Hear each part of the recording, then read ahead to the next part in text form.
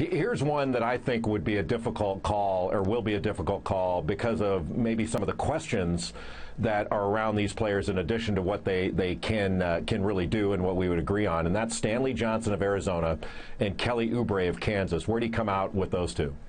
You know, I'm guilty of always erring on the side of upside when we're talking about lottery picks. After lottery picks, I get much more rational about what a guy can do. But in the lottery, I look at upside, and I think Kelly Oubre has the most upside of those two guys. I think he's bigger. He's certainly longer, has that 7'2" wingspan. I think he's a better athlete than Stanley Johnson. He certainly doesn't have Stanley Johnson's body, but having a great body doesn't necessarily mean you're a great athlete. I don't think Stanley Johnson's particularly explosive or quick. I think Oubre's not an elite athlete, but I think he's a really good athlete.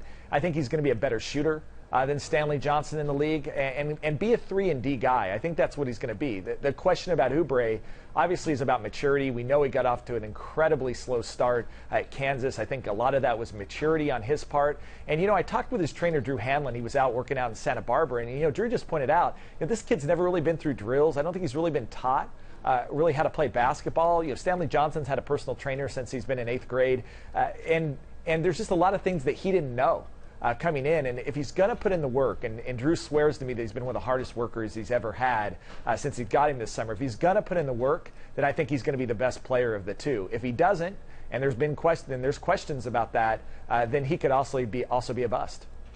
The upside is more than a fair point. It's a great point. I happen to err on the side of Johnson's motor. Not that Kelly Oubre doesn't have one, because I do think he does, and I think he's a hard worker, and I like him as a kid. I like both these guys as guys. But I think Johnson, he will be able to defend because of that big, strong body. He's a good rebounder, and I think he's excellent in transition. The one area where I think he's going to struggle, and he's really going to have to work, is that jump shot. He shot a pretty good percentage, given the fact that nobody thought he could shoot, myself included. He worked really hard on it. He's got a low release point that's really right in front of his forehead, and he's been working on catching it, shooting it, getting it off quicker, and with a little bit more fluidity. But he made open ones. The problem is it takes him a while to load it up. And in the game against Wisconsin, for example, in the NCAA tournament, offensively he was not a factor. And so if he's not getting it in transition, off the glass, off a catch and rip through and a drive, he's really not getting it, or an offensive rebound, something like that. So he's going to have to improve his offense. I just think in the NBA, in an open court game, I like his grit and the fact that he's always been a winner. He's always found a way.